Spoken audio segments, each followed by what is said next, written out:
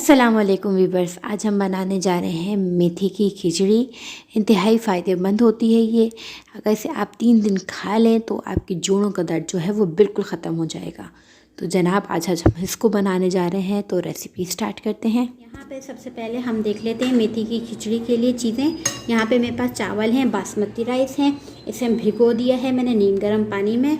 इसे जब भी आप पकाएं तो एक अच्छे चावल की पहचान यही है कि इसको आधा घंटा भिगोना लाजमी है नीम गर्म पानी में। इसके अलावा 1 कप चावल के हिसाब से यहाँ पे मेरे पास है मेथी 1 टेबल स्पून भर के। इसको मैंने दोपहर में भिगो दिया, यानी 12-1 बजे तक भिगो दिया अगर शाम में खाना है तो। और अगर सुबह आपने खाना है तो जनाब आपने इसे भिगोना है रात में। इससे ये होगी कि ये फूल जाएगी, थोड़ी डबल हो जाएगी। ठीक, इसके अलावा यहाँ पे मेरे पास है सरसों का तेल।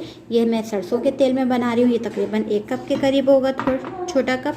इसके अलावा यहाँ नमक है 1 टेबल स्पून। बहुत आसान सी रेसिपी है। स्टार्ट पहले हम पतीली में डाल देंगे सरसों का तेल और इसे अच्छे से पका के मतलब इसका ठीक से पहले पका लेंगे तेल को, ताकि इसका जो कच्चापन है सरसों का वो निकले। देखिए व्यूअर्स, इसको मैंने अच्छे से गरम कर लिया, पका लिया। तो मेरी सास तो ये करती थी कि इसमें जो तेल था ना, इसमें रोटी तल लेती थी जिसका टेम्परेचर नॉर्मल उस पर आ जाता था। और वो जो रोटी जो नान होती थी बाहर की, जो सरसों के तेल में चलती थी, वो इंतहाई मज़ेदार चाट मसाला डाल के आप खाएं।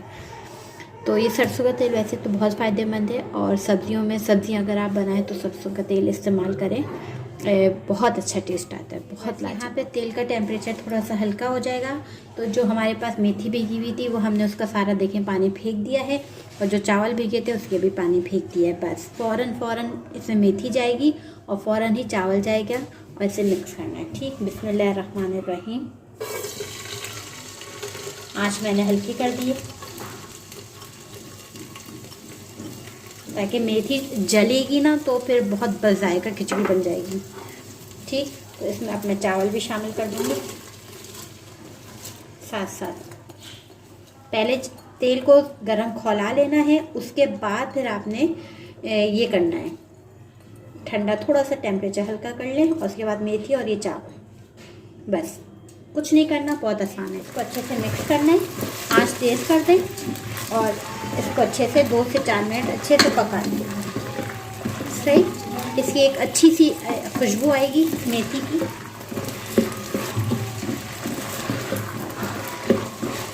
सही, इसको मैं अच्छे से पका लूँगी पहले। जी व्यूअर्स, यहाँ पे मैंने चावल को अच्छे से भून लिया है तेल में, आँच तेज़ करके। अब हमें क्या करना है, मैंने तकरीबन 1 कप, जो भी कप आप लें उसके 1.5 कप आप पानी लें। अगर 1 कप चावल है तो 1.5 कप कर दें, 1.5 कप चावल है तो 2 कप पानी कर दें। इस तरह से क्वांटिटी बढ़ाएं, आपके चावल बिल्कुल सही बनेंगे। मेरे पास मैंने ये मग्गा लिया था 1 कप चावल का, तो मैं जो हूँ इसमें 1.5 कप ये पानी शामिल करूँगी। सही, ये देखें मैंने इसकी फुल तेज़ आंच कर दी है। ये मैंने इसमें पानी शामिल कर दिया, जितने आपने इस्तेमाल करना है चावल उसके हिसाब से आपने पानी डालें। नमक मैं इसमें डाल दूँगी 1 टेबल स्पून डाला है, अब अपने हिसाब से भी डालें। ठीक, अब मैं इसको बॉयल आने तक पकने दूँगी। देखें झटपट तैयार भी हो गई मज़े से। इसको उबाल आने तक कवर कर। यहाँ देखें मैंने चावल को दम लगाने के लिए रख दिया। जब चावल 80 से 90% ये देखें हो गए तो मैंने इसको हल्का सा, ये देखें पानी हल्का सा गीलापन है। ठीक, यहाँ पे मैंने दम लगाने के लिए रख दिया है। ये देखें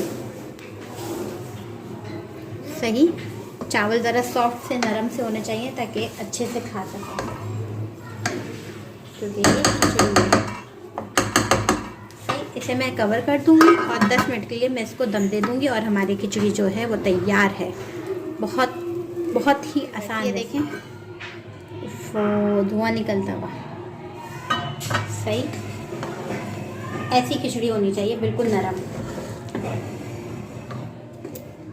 ये देखिए हमारी खिचड़ी जो है अच्छी सी दम वाली तैयार हो गई।